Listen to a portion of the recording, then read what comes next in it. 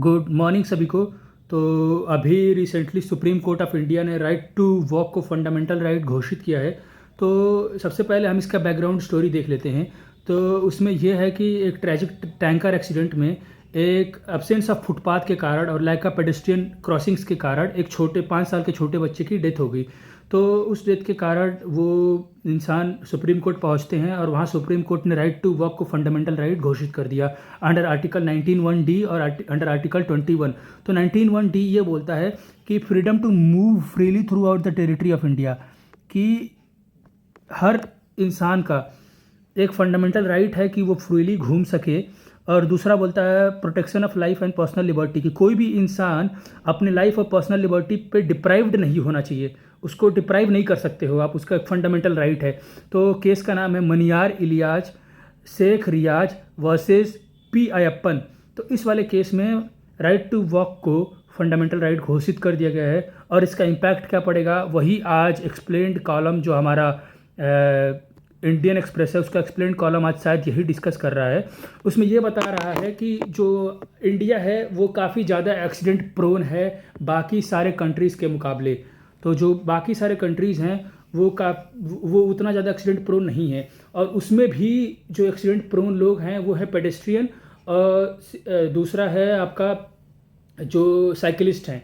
इनके लिए इंडिया में कोई जगह है नहीं। अब इंडिया ऐसे पॉलिसी पे है नहीं कि हम बीइंग ए डेवलपिंग नेशन, हमारे यहाँ पे जहाँ पे पेडेस्ट्रियन मतलब पैदल चलने वाले लोग और साइकिलिस्ट जो लोग साइकिल से यात्राएं करते हैं, उनके लिए ज़्यादा कोई पॉलिसी बना है नहीं।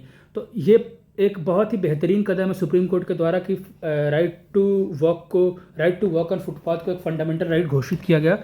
तो इससे ये होगा कि जो को एग्जिस्टिंग राइट्स हैं, जैसे कि हॉकर्स के राइट होते हैं, जो लोग फुटपाथ पे अपने दुकान लगाते हैं, सब एक जगह पे को एग्जिस्ट करेंगे। उनका राइट और राइट टू पेडेस्ट्रियन जो कि right to pedestrian and walking footpath, ये सारे राइट्स एक साथ मिल के आएंगे। तो इससे होगा क्या कि जो भी बर्डन होगा वो अब बर्डन कहीं ना कहीं एक सेफ डिमार्केटेड फुटपाथ बनेगा। उस बर्डन के कारण गवर्नमेंट जो ऑर्गेनाइजेशंस होंगे जैसे म्यूनिसिपैलिटीज़ हो गए, पंचायत हो गए, उनकी रिस्पॉन्सिबिलिटी होगी कि वो इंफ्रास्ट्रक्चर डेवलप करे और वो ऐसा इंफ्रास्ट्रक्चर डेवलप करे जहाँ पे कोहेसन हो कि एक पेडेस्ट्रियन को उसका एक राइट मिले।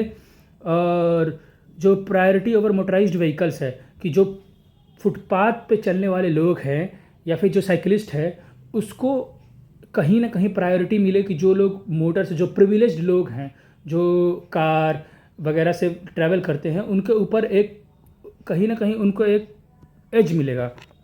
तो ये आज के उसमें डिस्कस करा हुआ है। तो आगे हम देखते हैं कि ये पॉलिसी इम्प्लीमेंट कैसे होगा। तो ये पॉलिसी इम्प्लीमेंट करने के लिए जो हमारे इंजीनियरिंग या फिर जो हमारे आर्किटेक्चर अथॉरिटीज़ हैं उनको गवर्नमेंट के साथ मिलकर कंप्लाई करना पड़ेगा। कहीं ना कहीं कभी भी सुप्रीम कोर्ट के जजमेंट का इम्पैक्ट तो पड़ता ही है, क्योंकि ये प्रेसिडेंट सेट करता है। और ये फंडामेंटल राइट होने के वजह से, अब फंडामेंटल राइट हो जाने की वजह से कहीं ना कहीं गवर्नमेंट अथॉरिटीज़ को कंप्लाई करना पड़ेगा। तो हमने देखा कि जो ये केस है अंडर आर्टिकल 19(1)(d) और under article 21 Maniyar Iliyas versus Sheikh Riyaz versus P Ayyappan, इसमें राइट टू वॉक को फंडामेंटल राइट घोषित किया है कि कहीं ना कहीं ये एक बहुत ही ज़्यादा वेलकमिंग स्टेप है सुप्रीम कोर्ट ऑफ इंडिया के द्वारा। तो कहीं ना कहीं हमें ये भी नज़र आ रहा है कि जो अनएम्प्लॉयड पीपल को जो सुप्रीम कोर्ट ऑफ इंडिया है वो कॉकरोच बोलने वाली कहीं ना कहीं ढंग से काम कर रही है और इतने अच्छे प्रेसिडेंट सेट कर रही है, जो कि एक काफ़ी अच्छा और वेलकमिंग स्टेप है सुप्रीम कोर्ट ऑफ इंडिया के द्वारा। आई होप कि आप सभी को ये समझ में आया होगा। सभी को बहुत बहुत धन्यवाद।